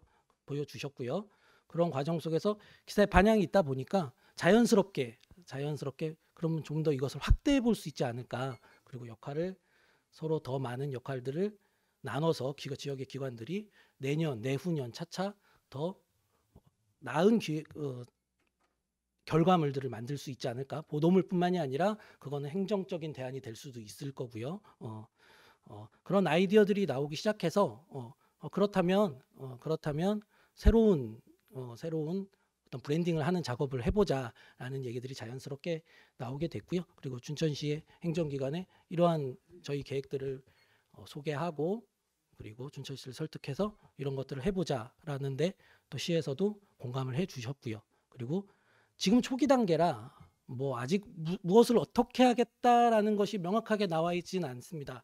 그러나 내년, 내후년에는 보다 많은 실험들을 통해서, 그렇다면 어떤 뭐 예를 들어 골목의 쓰레기 문제를 어떻게 해결할 것인가, 시청이나 행정복지센터에서 굉장히 골머리죠. 사실은 소소한 일인 것 같지만 그런 것들을 저희가 내년부터 실험을 통해서 또는 내후년에 실험을 통해서 여러 가지 데이터를 구축하고 그 실험 과정 속에서 해결책을 찾는 방안을 만들자라는 것에 좀 의견이 모아졌다. 그런 부분을 말씀드리고 싶고요. 예산은 아까 예산 같은 경우에는 춘천사회혁신센터라는 기관이 있어요. 기관이 있어서 그 기관에서 그럼 이 행사를 한번 만들어 보자라고 해서 진행을 했고요. 예. 그 행정기관이나 이런 곳에서 예산을 지원받아서 한 게 아니라 거버넌스를 구축해 가면서 이 보도 자체는 저희가 뭐 예산을 지원받은 건 없고요. 행사를 하면서 실험도시 춘천 선포식이라는 행사를 하면서 행사를 홍보해야 하니 저희가 광고를 300 정도 받았습니다. 네. 또 질문 있으세요? 네. 저기 그냥 먼저 하시죠. 시간 입니다. 오전에 저희 수업 들었잖아요. 강연 들었었잖아요. 오전에 혹시 들으셨는지 모르겠는데 최진순 전 기자님이 아까 그 예시로 워싱턴 포스트 예시 들어주시면서 이제 블럭을 다 문을 두드려가지고 기사를 쓴 게 있다고 했잖아요. 워싱턴 포스트에서. 근데 저는 후평동에서 하신 게 더 발전된 거라고 생각하거든요. 그거의 업그레이드 버전이라고 생각을 하는데 혹시 좀 하시면서 지역민들에게 직접 이제 다가가신 거잖아요. 근데 이게 아까 그 전 기자님이 얘기하셨던 게 그렇게 해야 이제 지역 신문이 더 살아난다라고 말씀해 주셨는데 실제로 경험해 보셨으니까 좀 진짜 살아난다는 기분이 있으셨는지 제 말이 너무 장황했는데. 아닙니다. 무슨 의미신지 알았습니다. 알겠습니다. 네. 뭐 제가 일단 답변 드리고, 저희 실제로 주민들을 만나서 현장에서 취재한 기자들은 이 두 기자들이기 때문에 또 추가로 답변을 주셔도 좋을 것 같은데, 일단은 저희 같은 경우에는 마음이 열리는 것들, 주민들과 소통하고 취재원의 마음이 열리는 걸 사실 굉장히 많이 느꼈습니다. 아까 점자 실험 보도 같은 경우에 굉장히 우리 김준경 기자 실제로 점자를 배웠습니다. 이 보도를 하려고 과정에서 그 얘기도 잠깐 나왔었는데 사실 저희가 장애인분들 여러 가지 취재를 할 때 사실 시기들이 정해져 있잖아요. 뭐 장애인의 날에 가서 취재를 한다든지 사실 좀 마음의 벽을 잘 요번에도 잘 처음에는 힘들었습니다. 왜 굳이 언론이 같이 하려고 하냐 뭐 이런 것들 사실은 저희가 통상 여러 보도에서 느끼는 굳이 뭐 장애인의 문제뿐만이 아니라 보도에서 느끼는 것들인데 계속 이 실험의 주체로서 참여하는 과정에서 진정성을 보여줬다고 저희는 생각을 하고요. 그러면서 보다 체감할 수 있었습니다. 취재원의 변화들을. 이런 것들이 단기적으로 저희는 어떤 변화가 생길 거라고 사실 생각하지 않습니다. 단기적으로 뭐 그분들이 그렇게 해서 강원일보가 진정성을 보여주니 신문 한 부 더 구독해야지 뭐 이런 것들이 바로 눈으로 나타나지는 않을 테죠. 그렇지만 저희가 아까 말씀드렸던 것처럼 이런 스킨십이 강한 보도를 내년, 내후년, 3년차, 4년차, 5년차, 6년차 계속 강화해 나간다면 그 효과는 분명히 저는 있을 거라고 저희는 믿고 있습니다. 그렇게 해서 이 보도를 지속 가능한 브랜드라고 저희가 계속 표방하고 있는 거고요. 현장에서 더 취재 기자 느낀 점이 있다면 더 말씀해 주셔도 수평동 네, 주민분들 만나는 건 거의 19통, 20통 통장님 통해서 많이 만나게 됐고요. 통장님을 이렇게 따라다니다 보니까 이게 향후에는 좀 담장을 허물어서 마을 마당 공간을 주차장으로 개방하는 것까지 이렇게 확장시키는 계획을 갖고 계신데 주민분들이 실제로 돌아다녀 보니까 원룸 주차장을 개방하는 걸 보니 나도 담장을 허물고 마당을 개방하겠다 이렇게 하시는 분들도 꽤 있었고요. 그걸 실제로 전 약간 실제로 실험에 참여하다 보니까 기자의 입장이라기보다는 그냥 실험에 참여하는 사람 일로 주민들이 봐주시더라고요. 그래서 그런 장면들을 좀 가까이에서 볼 수 있었다는 점이 굉장히 인상적이었습니다. 질문 이어가겠습니다. 예.